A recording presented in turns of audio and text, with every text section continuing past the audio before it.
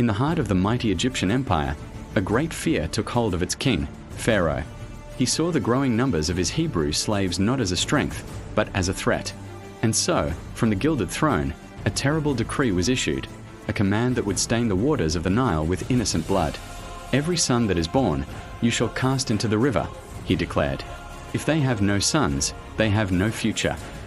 The order echoed through the land, and the sound of weeping filled the Hebrew quarter as soldiers enforced the king's brutal will. But in the shadows, one mother, Jochebed, held her newborn son close, her hand muffling his cries as the shadow of a soldier passed her door, her heart pounding with a desperate plan born of love and defiance. She worked quickly, her hands weaving a small arc of bulrushes, sealing it with pitch and tar. It was a fragile vessel, a prayer against the powerful current of the Nile. With tears streaming down her face, she placed her baby inside and pushed the small basket into the reeds along the riverbank. Her young daughter, Miriam, watched from behind a tree, her eyes wide with terror as a crocodile glided silently past the tiny ark. She held her breath, whispering a prayer into the wind. "Stay afloat. Please, just stay afloat." Fate, or perhaps a hand far greater, guided the basket that day. It floated downstream, directly into the path of Pharaoh's own daughter as she came to the river to bathe. Her attendants pulled the basket from the water, and when the princess opened it, she found a crying baby. His small hand reached out, wrapping around her finger. In that moment, compassion overcame politics. As she looked at the child, she knew he was one of the Hebrews' children, yet her heart was moved. It was then that Miriam, trembling but brave, stepped out from her hiding place. The princess looked at the child and said, "He cries like a prince, not a slave." She then turned to Miriam, "Go, girl, find a Hebrew woman to nurse him for me." And so, in a twist of providence, the baby was returned to his own mother's arms, to be nursed for the very woman who had saved him. He was named Moses, for she said, "I drew him out of the water." Moses grew up within the opulent walls of the Egyptian palace, raised as the son of Pharaoh's daughter. He was educated in all the wisdom of the Egyptians, trained as a warrior, a prince, a potential leader of the world's greatest empire. He wore the fine linen and heavy gold of royalty, sat at lavish banquets, and practiced archery in the palace courtyards. But a sense of unease followed him. He never truly felt at home. Often, he would stand on the high palace balconies, looking down at the endless labor of the Hebrew slaves building monuments for Pharaoh. He saw their sun-scorched skin, their weary bodies, their hopeless eyes.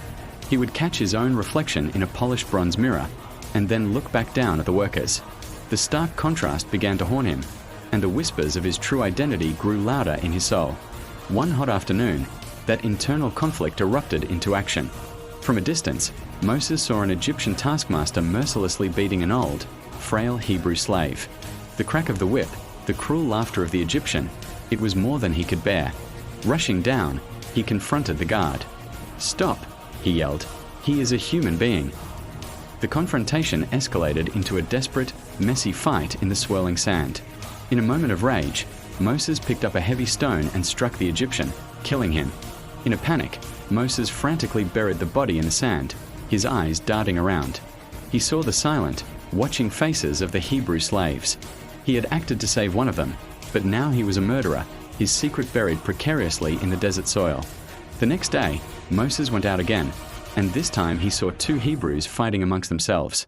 Believing he had a right to judge his own people, he stepped in to separate them. But his intervention was met with scorn. One of the men pushed him back, his voice dripping with accusation. "Who made you prince and judge over us? Are you planning to kill me as you killed the Egyptian?" The words struck Moses like a physical blow. The secret was out. His act of passion was now common knowledge. In the distance, he heard the blare of horns. Pharaoh's guards were coming for him. His life as a prince of Egypt was over. With no other choice, Moses turned and fled, running from the only home he had ever known, disappearing into the vast, shimmering heat of the desert. Exhausted, parched, and stripped of his royal identity, Moses journeyed for days until he reached the land of Midian. He collapsed by a well at an oasis, a broken man at the edge of the known world. As the sun began to set, the 7 daughters of Jethro, the priest of Midian, came to draw water for their father's flock. But aggressive local shepherds pushed them aside, trying to water their own animals first. Moses, seeing the injustice, rose to his feet. He was no longer a prince with a sword, but he still had his imposing presence and a shepherd's staff. He drove the men away, defending the women and even helping them water their flock. When the daughters returned home early, their father asked why. One of them, Zipporah, replied, "An Egyptian delivered us today, father. He has the eyes of a man who has lost everything." Jethro welcomed Moses into his home. The prince of Egypt, the fugitive, found a new life in Midian. He married Zipporah and became a shepherd for his father-in-law. The years melted away. 40 years passed in the quiet rhythm of the wilderness. Moses' hair turned grey, his skin weathered by the sun and wind. The soft hands that once held the golden scepter of Egypt became calloused from holding a simple shepherd's staff.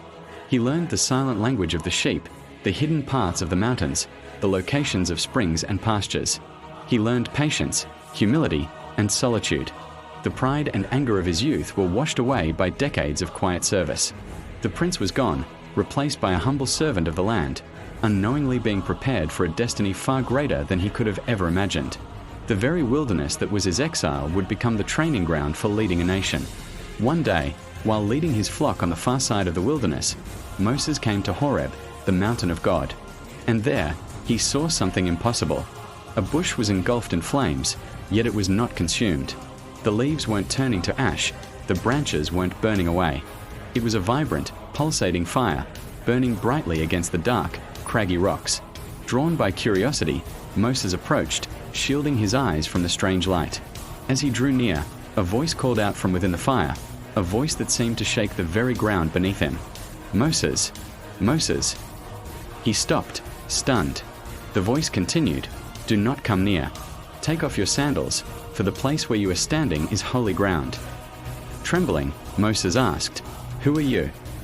And the voice replied, "I am the God of your father, the God of Abraham, the God of Isaac, and the God of Jacob. I have seen the misery of my people in Egypt. I have heard their groaning. I have come down to rescue them, and I am sending you to Pharaoh to bring my people out of Egypt." Moses fell to the ground, overwhelmed. Him, a forgotten shepherd, a fugitive with a price on his head? He began to argue with God, listing his flaws and inadequacies. "Who am I, that I should go to Pharaoh?" he asked. "They won't believe me." God then gave him signs. He told Moses to throw his staff on the ground, and it became a serpent. When Moses picked it up by the tail, it became a staff again. God told him to put his hand inside his cloak, and when he pulled it out, it was leprous, white as snow. When he put it back and drew it out again, it was healed. Still, Moses hesitated. "O Lord," he pleaded, "I am slow of speech and tongue. Please send someone else." But the voice from the fire answered with divine authority, "Who made man's mouth? Who makes him deaf or mute? Who gives him sight or makes him blind? Is it not I, the Lord? Now go. Your brother, Aaron, is already on his way to meet you. He will be your voice, and I will be with both of you, teaching you what to do." The fire blazed. The arguments were over. The commission was given. The shepherd who had fled Egypt in disgrace now stood at the edge of a cliff, looking out toward the land of his birth. The simple wooden staff he had carried for 40 years was now the staff of God in his hand. His exile was over. His true mission was about to begin. The man who had been drawn from the water was now being sent to part it. Thank you for watching. If you were inspired by this story of transformation and purpose, don't forget to like this video and subscribe for more stories from history that continue to shape our world. We'll see you next time.